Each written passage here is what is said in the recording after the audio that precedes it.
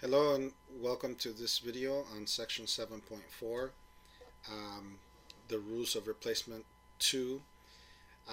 In this video I'm going to introduce the remaining rules of replacement. So in the video for section 7.3 I introduced the first 5 rules of replacement. So here I'm going to introduce the rest of the rules.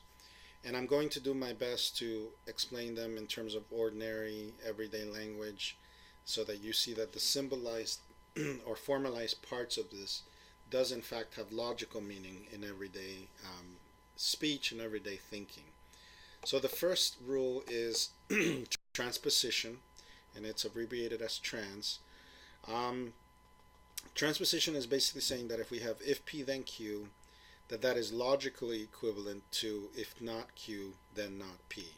Remember that the 4 dots there means is logically equivalent to, right? Notice what's happened here is that we switch the order of the antecedent and the consequent, and we have added negation signs to both, right? So the P is now in the consequent position and the Q is now in the antecedent position, and then we have basically added tilde to both. Okay, so if we take an ordinary example from everyday language, let's let C represent California is in the United States, and let's let N represent California is in North America. So what this here is saying is basically if California is in the United States, then California is in North America, right? Well, this is indeed logically equivalent to saying if California is not in North America, that's what the tilde N means, then California is not in the United States. That's what the tilde C means, right? If we take a map and we look and in fact see that California is in North America, then of course we're also going to see that California, well, I'm sorry, if we see that California is in the United States, then we're going to see that the United States is in North America and that California will in fact be in North America as well, right? Well, if you were to look at that map and you were to imagine what not and means, that is to say, if we take California outside of North America altogether, say we place it in another continent like Europe or South America, well then it's easy to see that not C does follow. Then that means that California will not be in the United States, right? So that's a way to do this in terms of what we did in chapter 1, where we were testing validity. And when you do that and you put all these things in a map, you're going to see that in fact, if C then N is logically equivalent to if not C, then I'm sorry, if not N then not C. Okay, so let's go to the next rule, which is material implication. So material implication basically means that if we have if P then Q, that is logically equivalent to the not P or Q. So notice that the order of the P's and the Q's hasn't changed here, but we have added a tilde to the P and then we've gone from the horseshoe to the wedge. So this one also is very easy to see in ordinary language. Let's let B represent you bother me, and let's let P represent I'll punch you in the nose. So this would basically say if B then P will basically mean if you bother me, then I'll punch you in the nose, right? Okay, well it's easy to see how that is logically equivalent to not B or P. Well, not B or P will mean something like either you stop bothering me or I'll punch you in the nose, right? Then not B representing you stop bothering me, right? Which is to say you do not bother me, right? In everyday language, that's how we speak. We say either you stop bothering me. We don't say you do not bother me, right? So notice that logically, though, that basically means the same thing. In other words, if you bother me, then I'll punch you in the nose is logically the same thing as saying either you stop bothering me or I'll punch you in the nose. Okay, next we go to material equivalence. Material equivalence is something that we did cover in back in 6.1, and in fact, this one I'm not going to. It would be really hard to explain this in terms of ordinary language, so I'm just going to refer you back to the video on 6.1, symbols and translations part 2, if you want to look at how we proved that P if and only if Q is logically equivalent to if P then Q, and if Q then P. We went through the process of showing you exactly why those are equivalent. Remember that the triple bar means if and only if.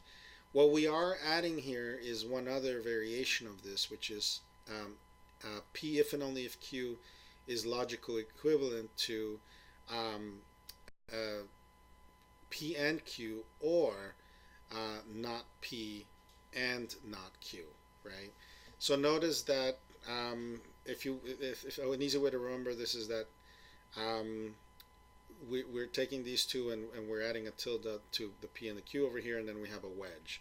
So again, both of these are variations, but they basically, both of them show us that these two here, the two on the right over here, are logically equivalent to P if and only if Q.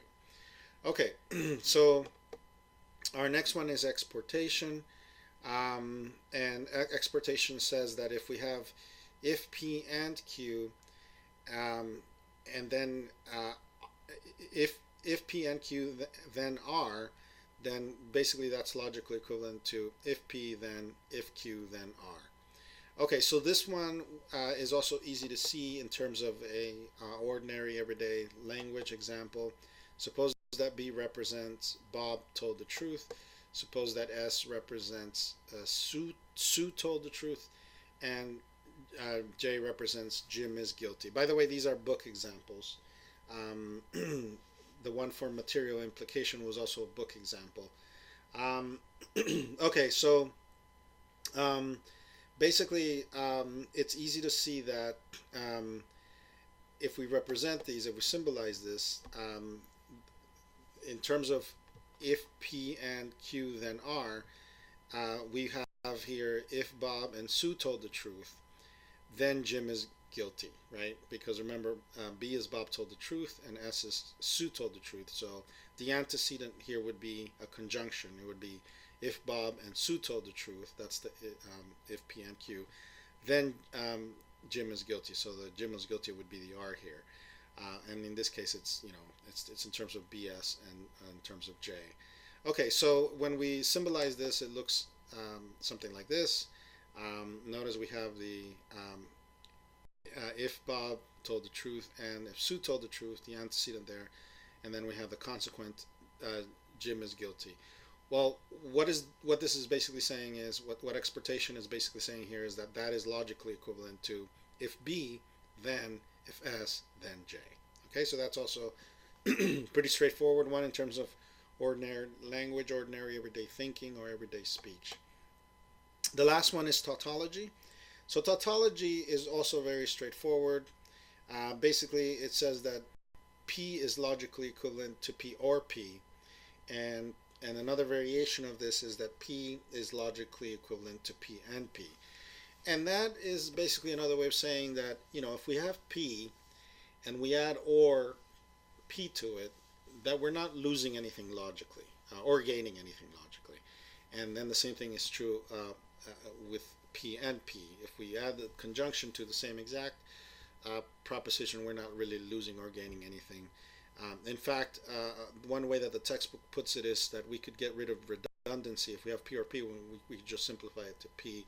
And if we have P and P, we could just, it's logically equivalent to just P. So again, this one is easy to see. Suppose we let B represent Berlin as the capital of Germany. Well, Berlin is the capital of Germany, or Berlin is the capital of Germany. If we express that in that way with a disjunction, it's the same exact thing as just saying that Berlin is the capital of Germany, right? Adding the or and then repeating the same exact thing doesn't add or take away anything logically. Those are equivalent. And then the same thing holds true with the conjunction version of this. Berlin is the capital of Germany and Berlin is the capital of Germany basically say the same thing logically. We're not adding or taking anything away by adding the conjunction of the same exact thing, right? That's tautology. And so that's it. That's the last rule. So in the next video, what I'm going to do is I'm going to apply these rules to work on proofs, which is what you'll be doing in the homework. And so so make sure you watch that video so that you understand how these rules apply when we're actually doing proofs. That's going to be important not just for your homework but also for your final exam.